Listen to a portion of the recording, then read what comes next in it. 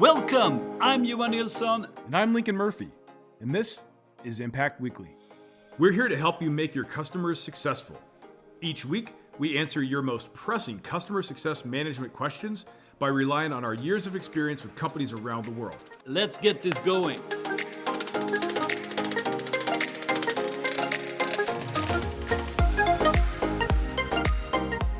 Hey everyone, welcome back to another Impact Weekly. We have a fresh new question, and this time it's going to be about how to address C-level. So the question we got was this. My head of customer success is asking me to engage with C-level executives on the customer side, and I have a hard time getting through to them, not to mention getting them to listen to me. So this person is asking for our advice here. Okay. And like always, I think it's great to just zoom out a little bit to give this question a bit perspective. And I think most of us have faced this in one way or the other. So Sure. So C-level, so everybody understands what this question is, what the meaning of this is. C-level is, of course, anyone with the chief in their title, basically. Most commonly, of course, it's the CEO, like the chief executive officer, but it can be CFO, CRO, CCO. There's so many C-level titles nowadays. So, yes. But mainly, this is a very senior person on the customer side. And I think that's where this the question is coming from.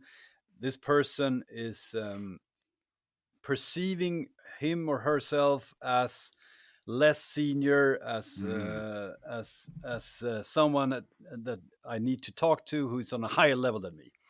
And of course, this can be intimidating, right?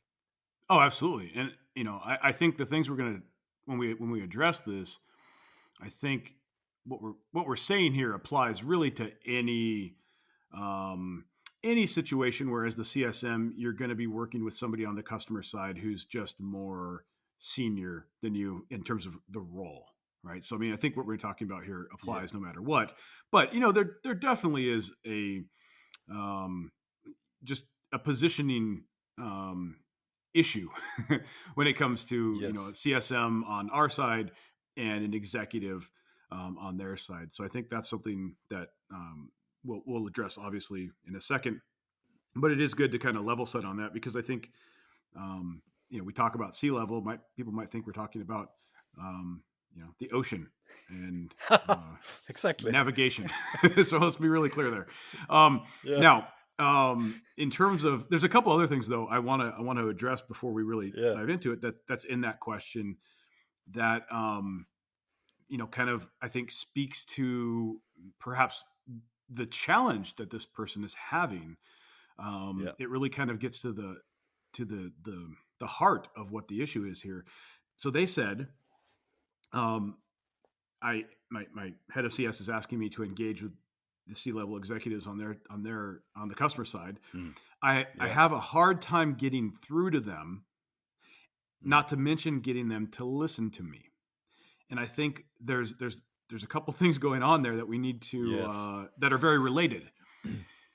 If you are, as a CSM, trying to engage with, well, honestly anybody, but certainly a busy executive on the customer side, and you're trying to engage with them in a way that starts with trying to get them to listen to you, you're starting from the wrong place. That's basically an automatic fail. This is a rash generalization, but executives are not necessarily in the business of wanting to listen to people other than themselves. And look, clearly they listen to their, the people that work for them, but right out of the gate, they don't want to hear about you or your product or what you're bringing. They probably want to talk about themselves. And so you're not getting them to pay attention to you, to even, engage with you, because you're coming at this the wrong way. So I think that's a really big issue here, that everything else that we're going to talk about, being confident, other positioning aspects, like those are important, but I think it all starts with how you approach Yes. the executive, and this question speaks to perhaps the wrong approach. Yeah.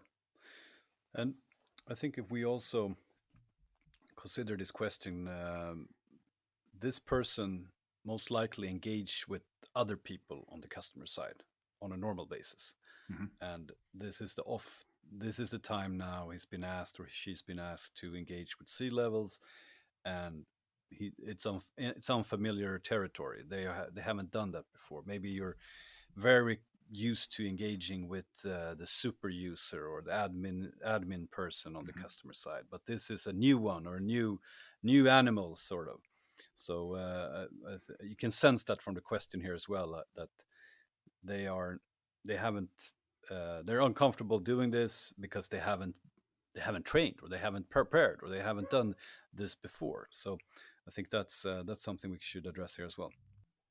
So I think what's interesting is, you are working with other people, in, usually on the customer side, like you said. I think one of the things that we can do is, so overall, we want to be confident, right? When we talk to the customer, of course.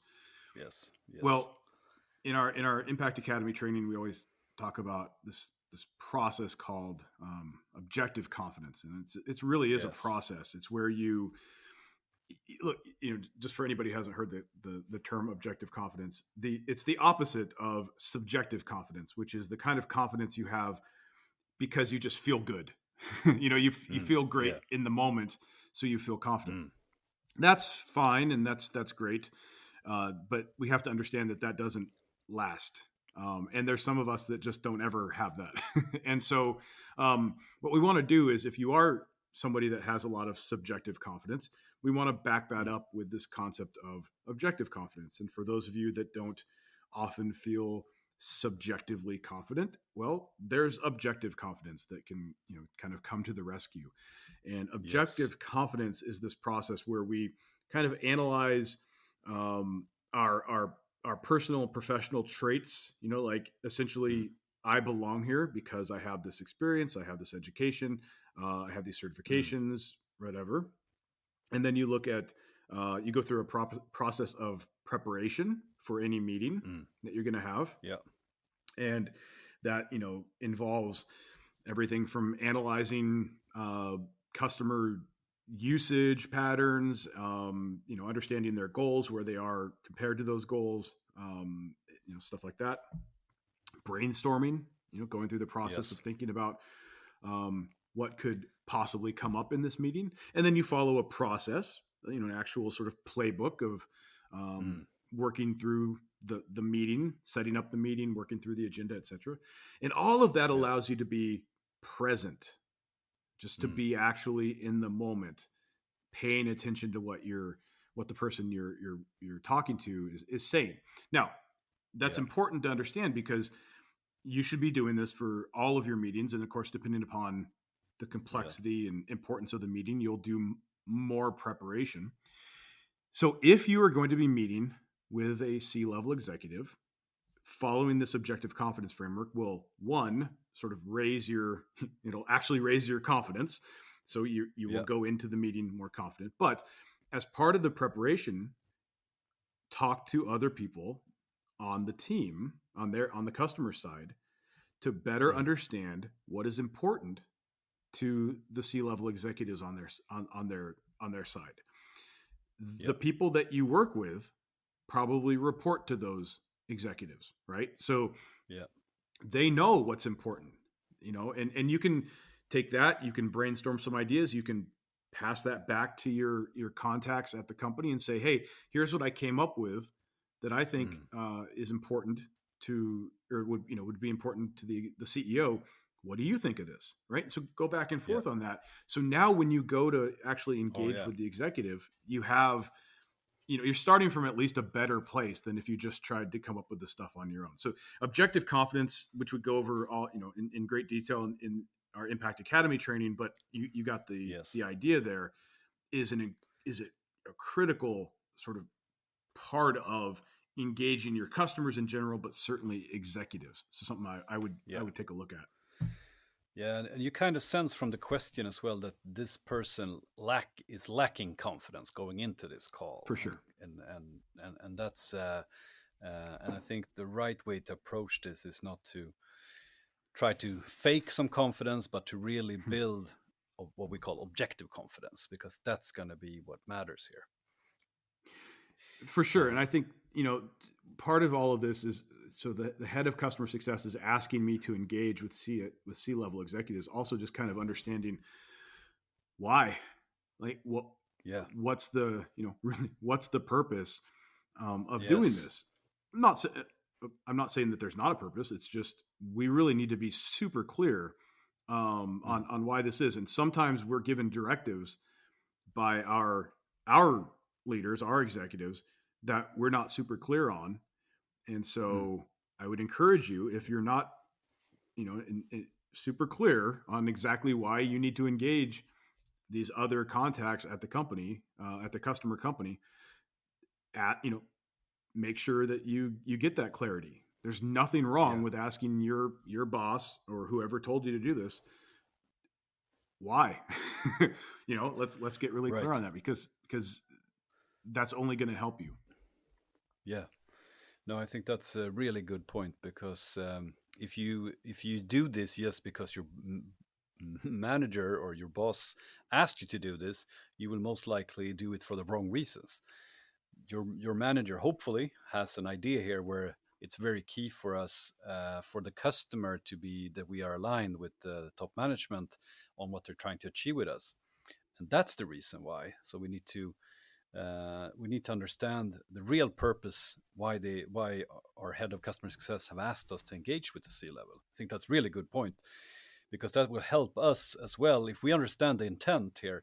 If we understand that we need to talk to this CFO or this CRO, because they have a big they are one of the main stakeholders, and they have they're a big part of why they are using our service, and they have goals and we want to understand them. I think that will help us as well when we engage. Yeah, I think you kind of hit the key point to just about everything we talk about when it comes to customer success management, and that goals. Yes. We talk about goals all the time. Sometimes it's not entirely clear what we mean by that, or where do goals come from. So let's address that real quick, because I think it's important. So goals are Yeah. objectives plus time frame. That's what makes a goal. We and every customer that we have has goals, but your individual stakeholders also have goals, either for themselves, literally Mm. things that are meaningful to them in their career, Mm. like the things that matter to them, or just their goals within the company. So we have to kind of understand all of that. And this is where Yes. really getting to know through all of these different channels, through the other stakeholders in the company, your other points of contact, talking to Mm. your leadership, what could be the goal of the CEO that is Yeah. maybe not exactly the same thing as the goal of the company in their use of our product. That their goal of the company, in that the use of our product is helping them achieve. That may be different than what is sort of matters to them in their role. Yeah. A CEO is probably more aligned with the overall goals of the company, but a CFO, they have some overall, of course, everything aligns with the company's goals, but they have some specific metrics that they're looking for, some specific KPIs. You're going to see that something different with a CRO, or a chief customer officer, or chief marketing officer is going to have a very different set of things that are important to them. So understanding that is Yeah. going to be crucial to getting their attention. So to getting them to pay attention Ex- to you, understand what they're trying to accomplish. yeah. And most likely, this was something that was heavily discussed during the sales process. And most likely, this C level that you're trying to engage with was the one who signed the contract with us, or at least had a big say in the when they became a customer. And then we kind of, I don't know, in this example, haven't been engaging with the C level, but that's the reason why we need to be in touch with them and align. For sure, and you're right. I mean, sometimes, so obviously, nothing is nothing is just linear. So at some point, this C-level executive was probably involved. Then it was either delegated down, or they just stopped being involved, and we were working with, sort of, people at different levels of the company. Yeah. And but they were involved at some point. Now they're not. Well, we can kind of turn that around. A tactic that we can use Yeah. is go to our C-level executive and have them reach out to sort of their peer at the customer company, introduce themselves if they haven't already done so, and then they can introduce you as the CSM to say, I want you to meet this person. They are super qualified and can really help you reach your goals. Here they are. I'll let you take it from here. So now we're sort of taking advantage of just how things operate. How humans operate, how humans in different roles operate. And so sometimes we have to leverage other people in our company to either make the connections for us, or to at least provide us information as we prepare on this, or prepare for interactions like this. So that's something to keep in mind as well. You can lean on other people inside of your company to Definitely help you, to help make sure that they pay attention to you. Yeah, I think that's a great example of how you have to sometimes think a little bit outside of the box here to get where you Yes. want to go, and I think that's a great example. It, and I think What more can we help? Yeah, well, yeah, I was gonna say. I mean, I think that you just you hit it really. Again, you're making really good points today, Johan. Because you said, I mean, you said, sometimes we have to think outside the box. We have to get creative, and that's so true. yes, And I think sometimes we just get stuck in our routine. We kind of get boxed into yeah, what we think, like this is just how we should think in customer success, or this is, as a CSM, this is how I should operate. When in fact, what we need to be thinking about is what is going to work to engage this person at my customer company, whatever their yeah, role is. It's the person, it's their role, it's their characteristics, it's all these other things that we have to take into consideration. And so we can't get into just this very, I don't know, this singular way of thinking. We have to think about things creatively, which is why we need to set aside time to prepare for meetings, or to prepare for yes, any sort of engagement, including outreach to somebody new. Do some yeah, brainstorming. Think about what possible ways we could reach out. What are their possible objections they might have to talking to us? exactly, How might we yes, overcome those? yeah. Just right out of the gate. So that's I think that's really that's important to think about. that's a huge point. Yeah, I think I think prepare, you can do a lot more there usually, but where a lot of people sort of miss or forget about is exactly what you mentioned, their objections. Because if you're reaching out to this C level, they don't know you, they don't have a history with you, and so on. Of course, there is many things they might say to you to try to get out of the call, or to not take the call, or whatever.